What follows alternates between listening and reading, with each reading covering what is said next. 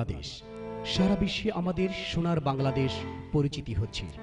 আমরা এই পৃথিবীতে গুটি কয়েক সুখী রাষ্ট্রের মধ্যে একটি, কিন্তু তবুও দেখুন আমরা সবকিছু কতটা সমঝোতা করে চলি। আমরা একে অন্যের সাথে কোনো বিষয়ে একমত হতে পারি না। আমাদের প্রায় বলতে শোনা যায় বাংলাদেশ তেমন কিছু হবে না। দেশের উপর কোনো না কোনো বিষয়ে রাগান্বিত হয়ে থাকি।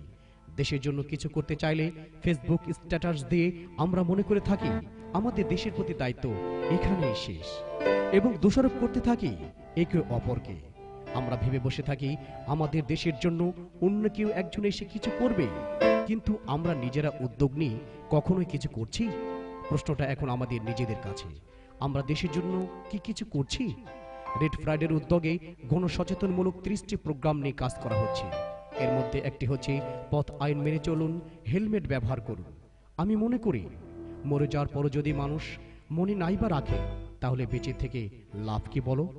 সাধারণ জনগণ হয়ে আমরা হয়তো মনে করি আমাদের সেই অর্থ বা ক্ষমতা নেই যে দেশের জন্য কিছু করার, কিন্তু আমাদের ছোট্ট একটি পদক্ষেপও দেশের জন্য হয় উঠতে পারে অনেক কিছু। সেটি দেশের ট্রাফিক আইন মেনে চলা থেকে শুরু করে রাস্তা পরিষ্কার, নেশা না করা, ইফটিজিং না করা, সরকারি সম্পদ রক্ষা করা, মিথ্যা না বলা এবং পুলিশকে সাহায্য করার মধ্য দিয়েও।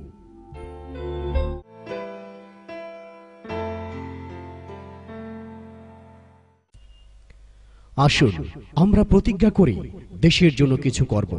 মেহেদীকে স্মরণ করে জীবিত সকল মেহেদীকে সচেতন করতে এগিয়ে এসেছিলেন রেড ফ্রাইডের পরিচালনায় সমাজের সুনামধন্য ব্যক্তিবর্গ সহ সকল শ্রেণীর মানুষজন। এছাড়া উপস্থিত ছিলেন মাননীয় সংসদ সদস্য জনাব সলিম উদ্দিন তরফদার সেলিম 48 নওগাঁ 3, ভারপ্রাপ্ত ওসি জনাব মোহাম্মদ মিজানুর রহমান।